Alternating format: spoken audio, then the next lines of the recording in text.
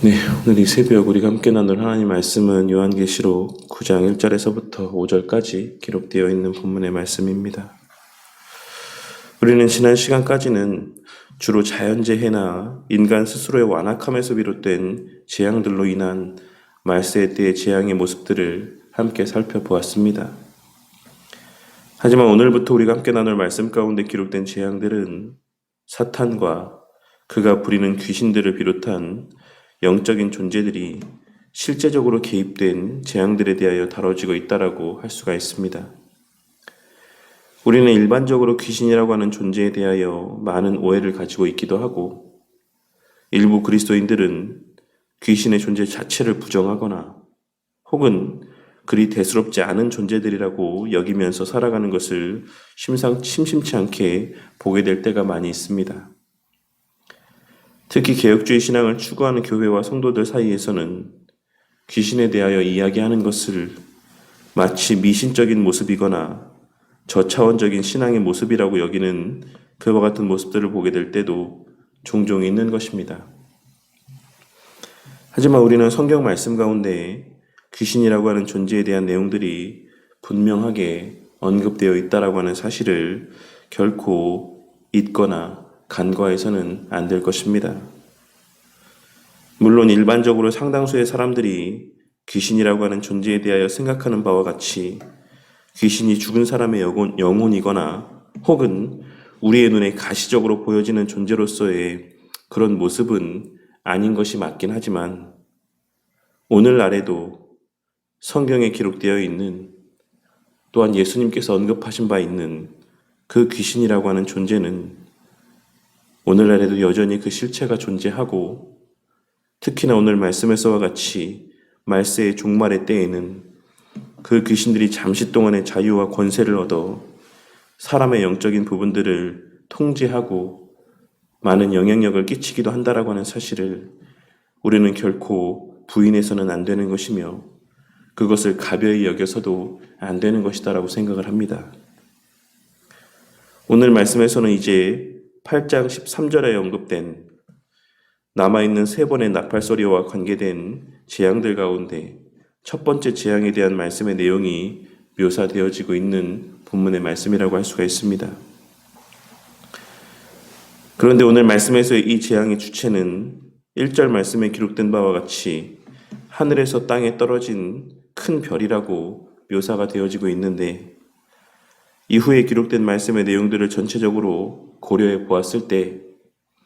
이는 예수님께서 누가복음 10장 18절에서 말씀하신 사탄이 하늘로부터 번개같이 떨어지는 것을 내가 보았노라 라고 하신 말씀에서의 그 대상인 사탄이라는 사실을 알 수가 있습니다. 그리고 그 사탄은 예수님으로부터 무저갱의 열쇠를 받게 됩니다. 우리는 마태복음 16장 18절과 19절에 기록된 너는 베드로라, 내가 이 반석 위에 내 교회를 세우리니 음부의 권세가 이기지 못하리라. 내가 천국의 열쇠를 내게 주리니 내가 땅에서 무엇이든지 매면 하늘에서도 매일 것이요, 내가 땅에서 무엇이든지 풀면 하늘에서도 풀리리라 라고 하는 이 말씀을 통해 천국의 열쇠는 베드로의 신앙 고백 위에 세워진 이 땅에 주의 몸된 교회 가운데 부여되었다라고 하는 사실을 잘 알고 있습니다. 그리고 오늘 말씀을 통하여서 무저갱이라고 표현되는 악한 자들이 영원히 가두어질 지옥의 열쇠는 사탄에게 부여되었다라고 하는 사실을 확인할 수가 있는 것입니다. 그렇다면 오늘 말씀에서의 이러한 표현들이 의미하는 바는 무엇이라고 할 수 있겠습니까? 그것은 하나님께서 창세전에 예비하신 하나님의 백성들은 반드시 주의 몸된 교회를 통해 복음을 듣고 회심하며 하나님의 백성이 되는 것이자 그 교회의 권세 아래에서 살아가게 되는 것이고, 하나님께서 창세전에 예비하신 마귀에게 속한 자들은 반드시 사탄의 미혹에 이끌려 그 마귀의 권세 아래에서 살아갈 수밖에 없는 것이다라고 하는 사실을 의미하는 것이다라고 할 수가 있는 것입니다. 그리고 그 서로 다른 권세 아래에서 살아가는 자들의 삶의 모습은 영적으로나 심적으로나 큰 차이가 있을 수밖에 없는 것이 당연하다라고 할 수 있습니다. 우리는 예수님께서 제자들에게 늘 하신 말씀을 통해 주의 몸된 교회에 속한 하나님의 백성들은 궁극의 평안과 기쁨 가운데 살아갈 수밖에 없는 것이고, 오늘 말씀에서의 하나님의 인침을 받지 아니한 사탄의 권세 아래에 속한 자들은 그 사탄의 권세 아래에 있는 황충이 부여받은 전갈의 권세와 같은 권세 아래에서 전갈이 사람을 쏠 때의 사람이 느끼는 괴로움과 같은 극심한 고통과 고난 가운데 살아가게 될 수밖에 없다라는 사실을 발견할 수가 있습니다.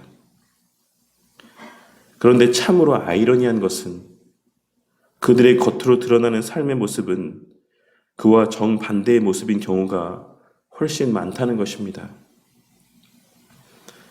오늘 말씀에서의 이 예언의 말씀을 듣고 읽고 있었던 1차 수신자인 초대교회 당시에 하나님께 속한 자들의 실제 삶의 모습은 어떠하였고, 당시 하나님의 백성들을 핍박하던 사람들의 삶의 모습은 어떠하였습니까? 기독교 역사 가운데 하나님의 백성들의 삶의 모습은 주로 어떠하였고, 그 하나님을 대적하며 하나님의 백성들을 핍박하던 자들의 실제 삶의 모습은 어떠하였습니까? 그들의 겉으로 드러나는 삶의 모습은 하나님을 대적하고 하나님의 백성들을 핍박했던 자들이 오히려 더 평안하고 형통한 것처럼 보여지고 더 잘 사는 삶인 것처럼 비춰졌다라고 하는 사실을 우리는 그 누구도 부인할 수 없을 것입니다. 하지만 예수님께서는 오늘 말씀에서의 환상을 통해 우리 눈에 그렇게 외적으로 형통한 것처럼 보여지는 하나님을 대적하는 자들의 삶, 하나님을 모르고 하나님을 부인하며 그저 세상의 이치와 원리와 가치를 좇아 살아가는 자들의 삶이라고 하는 것은 우리의 눈에 보여지는 바와는 달리 실제로는 전갈이 쏘는 것과 같은 고통 가운데의 삶이라는 사실을 말씀하여 주고 있으신 것입니다. 그리고 그 고통은 육적인 면에서의 고통이 아닌 심적이고 영적인 면에서의 고통이라고 하는 사실을 우리는 오늘 말씀에서의 황충으로 묘사되고 있는 귀신들에 대한 언급을 통해 확인할 수 있는 것이다라고 할 수 있는 것입니다. 비록 그들은 물질적으로 부유하고 그들이 하고 싶은 대로의 육적인 만족을 추구하는 삶을 살아감을 통하여서 겉으로 보여지는 그들의 삶이라고 하는 것은 실제로도 육적인 만족과 기쁨을 충만히 맛보며 살아가는 삶인 것처럼 여겨지고 보여질 수 있지만 그 영적인 부분과 심적인 부분에 있어서는 늘 그 마음 한켠에 자리하고 있는 불만족과 시기와 질투와 미움 등의 마음들로 말미암아 그리고 더 나아가 언젠가는 경험하고 맞이하게 될 죽음이라고 하는 대상에 대한 두려움과 공포로 말미암아 늘 전갈이 쏘는 것과 같은 고통을 안고 살아갈 수밖에 없다라는 사실을 말씀하고 있는 것이다라고 할 수 있는 것입니다. 왜 그러하겠습니까? 그것은 타락한 인간의 본성이 늘 끝없는 욕심과 욕구 가운데 살아갈 수밖에 없는 존재이기 때문이라고 할 수 있는 것입니다. 이미 여러 차례 말씀드렸던 것처럼 본래 하나님의 형상으로 지음받은 존재였던 인간에게 있어 본래 그 안에 머무심으로 충만한 만족을 주셔야지만 될 그 하나님의 빈자리라고 하는 것은 그 하나님이 계시지 않는 인간에게는 끊임없는 결핍의 마음을 갖게 만드는 것이고 그 하나님의 빈자리는 그 무엇으로도 대체할 수 없는 것이기 때문에 하나님과 함께하지 않는 자들은 이 세상에서의 살아가는 모든 시간들 가운데 단 한순간도 온전한 만족을 누리거나 만끽할 수 없는 것이고 그렇기에 늘 불만족과 불안 가운데 살아가게 될 수밖에 없는 것이며 그 불만족과 불안의 마음들은 그 외에 수많은 영적인 또한 심적인 문제들을 야기하고 악과 죄를 초래하는 것이다라고 할 수가 있는 것입니다. 그렇기에 아무리 눈에 보여지는 육적인 만족이 가득한 삶을 살아가는 자들이라 할지라도 그 마음 한켠에는 늘 부족과 결핍을 경험하며 살아갈 수밖에 없는 것이고, 더 나아가 그들 또한 본질적으로는 영적인 존재들이기 때문에 그 영적인 결핍에서 오는 헛헛함과 결핍을 경험하게 될 수밖에 없는 것이고, 그러한 끊임없는 불만족 가운데 육신이 점차 쇠하여져 가고 세상의 것들의 무가치함을 깨달으며 그들이 그토록 두려워하는 죽음을 맞이하게 되는 것이 바로 사탄의 권세 아래에서 살아가는 사람들의 삶의 본질인 것이자, 오늘 말씀에서 예수님께서 말씀하고 있으신 전갈이 쏘는 것과 같은 고통 가운데 살아가는 인생의 모습이라고 할 수가 있는 것입니다. 반면에 하나님께 속한 자들의 삶의 모습은 어떠합니까?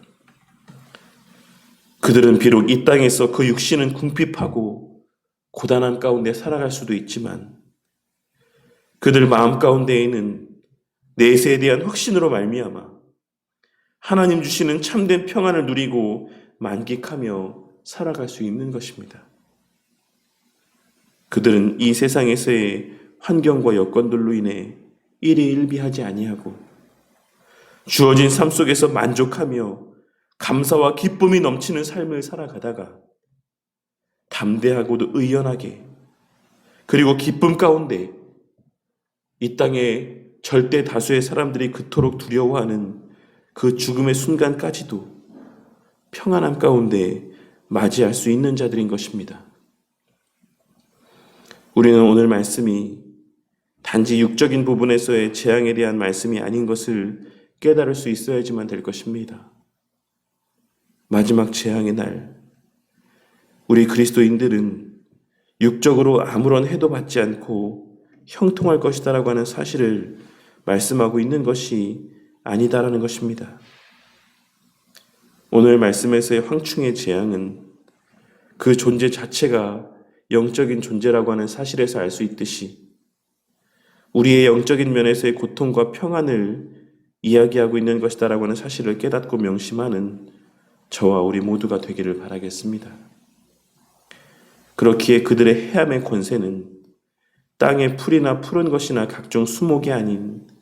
오직 이마에 하나님의 인침을 받지 아니한 사람들에게만 해당되는 권세라고 할 수가 있는 것입니다. 그리고 또한 오늘 말씀을 통해 우리의 영적인 부분에 있어서의 우리를 미혹하는 귀신의 권세가 지금 이 시대에도 여전히 유효하다라고 하는 사실을 깨닫고 명심함 가운데 살아가는 우리 모두가 되기를 바라겠습니다. 비록 그 권세에 행하여지는 모양이 과거와 달라졌을 수는 있지만 오늘날에도 여전히 그 귀신의 쏘는 권세는 그 모양을 달리하여 할 수만 있다면 하나님께서 택하신 자들까지도 넘어지게 하기 위해 그들이 가진 모든 능력을 동원하여 우리를 해하려 한다라고 하는 사실을 우리는 늘 명심하며 살아가야지만 되는 것입니다. 우리 성도님들은 오늘 말씀을 통해 마지막 날의 재앙이 결코 우리 눈에 보여지는 가시적인 것만은 아니다라고 하는 사실을 우리가 함께 살펴본 이 내용을 통해 깨닫고 명심하게 되므로 우리의 눈에 보여지는 것뿐만 아니라 우리 주변에서의 영적인 현상들까지도 분별케 되는 은혜가 있으시기를 바라겠습니다. 그리하여 이 땅에서 우리의 주어진 그 모든 삶의 시간들 동안 늘